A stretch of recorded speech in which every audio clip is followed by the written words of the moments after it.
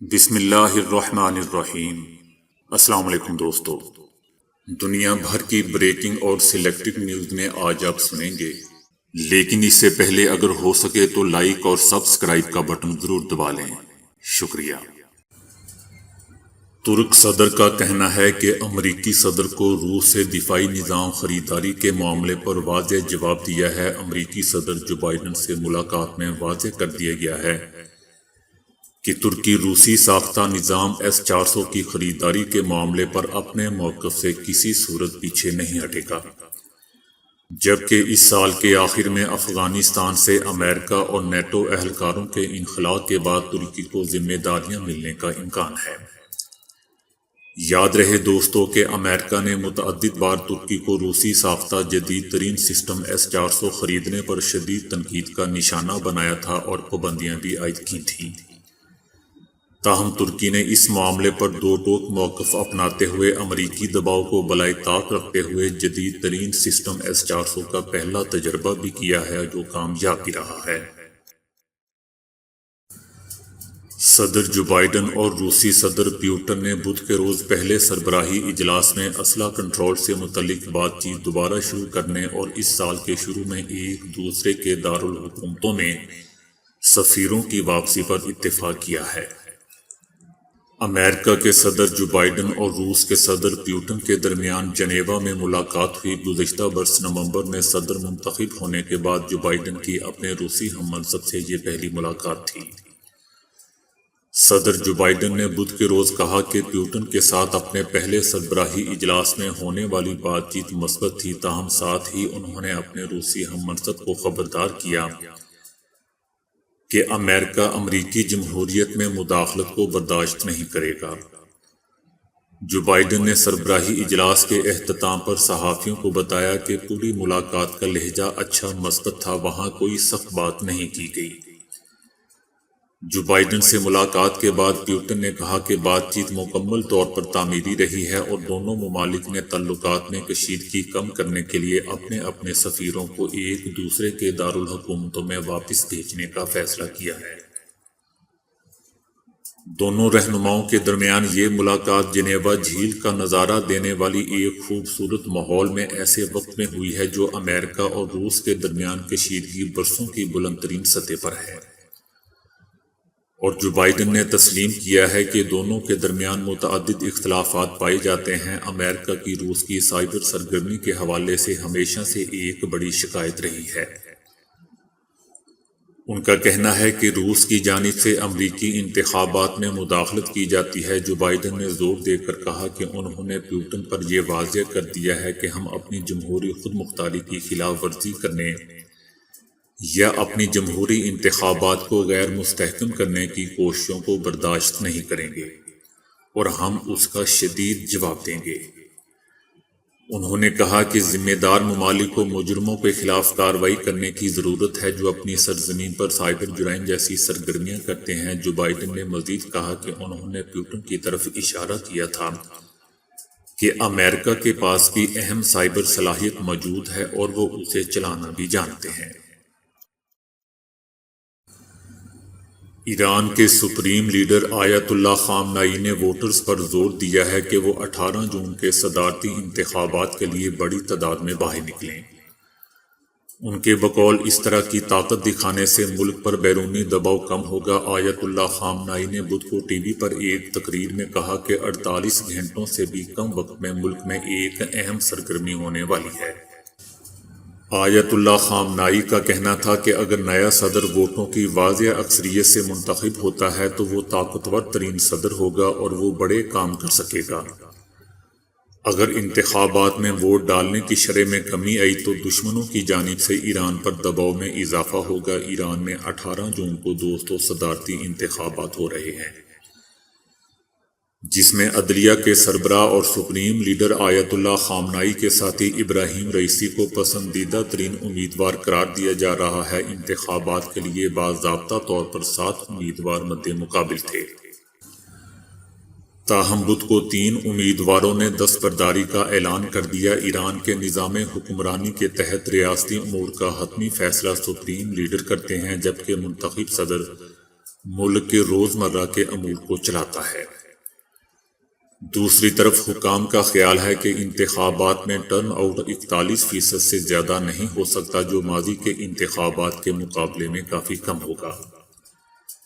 ایران میں کچھ اصلاح پسند سیاستدان اور بیرون ملک موجود انسانی حقوق کے کارکنان شہریوں سے انتخابات کے بائیکاٹ کی اپیل کر رہے ہیں۔ حالیہ انتخابات میں حصہ لینے والے سب سے زیادہ امیدوار سخت گیر نظریات کے حامل ہیں، جو ایران کے جوہری پروگرام کو وسعت دینے اور اس کے لیے دنیا سے مقابلے کی پالیسی کے حامی ہیں۔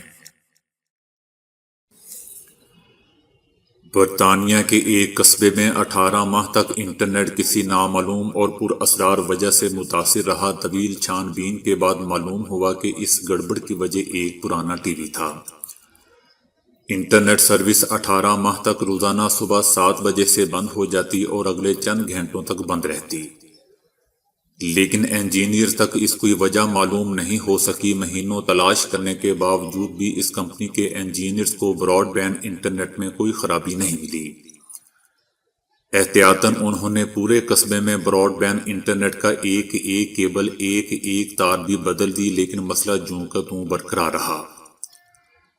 تقریباً 1.5 سال 18 ماہ ناکامی کے بعد بالآخر اس قصبے کو براڈ بینڈ انٹرنیٹ سروس مہیا کرنے والی کمپنی نے فیصلہ کیا کہ اپنے سب سے زیادہ تجربہ کار ماہرین کو وہاں بھیجا جائے۔ اس ٹیم نے بھی پورے قصبے کا دورہ کیا، لیکن اسے بھی ایسی کوئی بات معلوم نہیں ہو سکی جسے روزانہ صبح 7 بجے انٹرنیٹ سروس بند ہو جانے کی وجہ قرار دیا جا سکے۔ ایک دن انجینئر اس کا سراغ لگانے والے آلات سے لیس ہو کر صبح سویرے تیار ہو کر بیٹھ کے صبح ٹھیک 7 بجے انہوں نے دیگر آلات کی مدد سے وہ مقام تلاش کرنا شروع کر دیا جہاں سے یہ برقی مقناطیسی شور پیدا ہو رہا تھا اور انٹرنیٹ کو ڈسٹرب کر رہا تھا۔ جلد ہی وہ ایک مکان تک پہنچ گئے جہاں ایک پرانا ٹی وی آن تھا۔ مزید چھان بین پر معلوم ہوا کہ یہ پرانا ٹی وی اس خاندان کے ایک فرد نے 18 ماہ پہلے مرمت کر کے استعمال کرنا شروع کیا تھا۔ وہ آدمی روزانہ صبح ٹھیک 7 بجے BBC نیٹ ورک کا پروگرام دیکھنے کے لیے یہ ٹی وی آن کر دیا کرتا تھا۔ آخر کار قصبے میں انٹرنیٹ کا مسئلہ حل ہو گیا اور اس مسئلے کی وجہ بھی معلوم ہوگی، جو اتنی غیر متوقع تھی کہ اس نے انجینئرز تک کو حیران کر کے رکھ دیا۔ USB سے چارج ہونے والا لنچ باکس منٹوں میں اپنا کھانا خود گرم کر سکتا ہے۔ ہیٹ باکس نامی ایجاد USB سے چارج ہوتی ہے اور اندر موجود کھانے کو فوری طور پر گرم کر کے اسے کھانے کے قابل بناتی ہے۔ آج کے تیز رفتار دور میں ہر جگہ کھانا گرم کر کے نہیں کھایا جا سکتا، کیونکہ سفر میں ہر جگہ مائکرو ویو اوون یا بجلی کی سہولت موجود نہیں ہوتی۔ اسی لیے ہیٹ باکس تیار کیا گیا ہے جو کہ بھاپ کی بدولت اندر رکھے کھانے کو گرم کرتا ہے۔ ہالینڈ کے ایک انجینئر نے کھانے کو گرم رکھنے والا یہ لنچ باکس بنایا ہے جسے آپ چارج کرنے کے بعد کہیں بھی لے جا سکتے ہیں۔ ہیٹ لنچ باکس اندر بھاپ کا دباؤ برقرار رکھتا ہے اور یوں برتن کے اندر کا دباؤ خوفناک حد تک بلند نہیں ہوتا۔ اس طرح آپ ایپ کے ذریعے بھی لنچ باکس کی حرارت کو کم، درمیانہ یا بلند رکھ سکتے ہیں۔ اس لنچ باکس چولہے کی قیمت $150 رکھی گئی ہے۔ Wifi network protocol میں بہت جلد آپ بڑی تبدیلیاں دیکھیں گے، کیونکہ 10 سال پہلے اس میں بعض تبدیلیاں کی گئی تھیں، جبکہ اب گزشتہ 20 برس میں یہ وائی فائی میں سب سے بڑی تبدیلی ہوگی، جسے وائی فائی 6E کا نام دیا گیا ہے، جس سے T V, phone, router, smart phone اور دیگر اشیاء میں بھی تبدیلی واقع ہوگی، جس سے وائی فائی کے معیار اور مقدار دونوں میں ہی بہت انقلابی بہتری آئے گی۔ اس بات کا اعلان وائی فائی الائنس نے کیا ہے، جو بین الاقوامی طور پر وائی فائی ماہرین کی ایک عالمی ٹیم نے شوگر کی ایک دوا سے موٹاپا کم کرنے کی انسانی آزمائشوں میں کامیابی حاصل کر لی ہے۔ یہ آزمائشیں 1961 موٹے رضاکاروں پر 70 ہفتے تک جاری رہیں۔ اگرچہ یہ تمام افراد موٹاپے کا شکار تھے، لیکن ان میں سے کوئی بھی شوگر کا مریض نہیں تھا۔ شوگر کی یہ دوا اوزیمپک کے نام سے فروخت کی جاتی ہے۔ جن رضاکاروں نے ہفتے میں ایک بار 2.4 ملی گرام یہ دوا بذریعہ انجیکشن لی تھی، ان میں سے 2/3 کا وزن 20% تک کم ہوا تھا۔ اس کا مطلب یہ ہوا کہ اگر کسی رضاکار کا وزن 200 پاؤنڈ تھا تو 70 ہفتے تک یہ دوا لینے اور صحت بخش معمولات زندگی برقرار رکھنے کے بعد اس کا وزن 40 پاؤنڈ کم ہو کر 160 پاؤنڈ رہ گیا تھا۔ یہ کامیابی اتنی غیر معمولی ہے کہ یہ دوا تیار کرنے والی یورپی فارماسیوٹیکل کمپنی نے وزن کم کرنے کے لیے اسے علیحدہ سے فروخت کرنے کی اجازت طلب کر لی ہے۔ دوستو، اس تحقیق کی مکمل تفصیل the New England Journal of Medicine کے تازہ شمارے میں شائع ہوئی ہے۔ کورونا کی وبا آنے کے بعد سے ہینڈ سینیٹائزر کے استعمال میں ہوشربا اضافہ ہوا ہے۔ ہینڈ سینیٹائزر نے کورونا کے پھیلاؤ کو روکنے میں تو اہم کردار ادا کیا ہے، لیکن اس کا حد سے زیادہ استعمال مستقبل میں کئی طرح کے مسائل کا سامنا کروا سکتا ہے۔ جنوبی افریقہ کے سائنسدانوں کا کہنا تھا کہ ہینڈ سینیٹائزر کا زیادہ استعمال انہیں اور دیگر جراثیم کش دواؤں کو بے اثر بنا سکتا ہے، کیونکہ اس کے زیادہ استعمال کی وجہ سے جراثیم اور بیکٹیریا میں اس کے خلاف مزاحمت کرنے کی طاقت میں اضافہ ہو رہا ہے۔ تحقیقاتی ٹیم کی سربراہ سمانتھا مک کیرلی کا کہنا تھا کہ ہم نے اپنی اس تحقیق میں کچھ ایسے جراثیموں اور بیکٹیریا کا سراغ لگایا ہے جو ہینڈ سینیٹائزر اور دیگر جراثیم کش دواؤں کے خلاف اپنے اندر آہستہ آہستہ مزاحمت پیدا کر رہے ہیں۔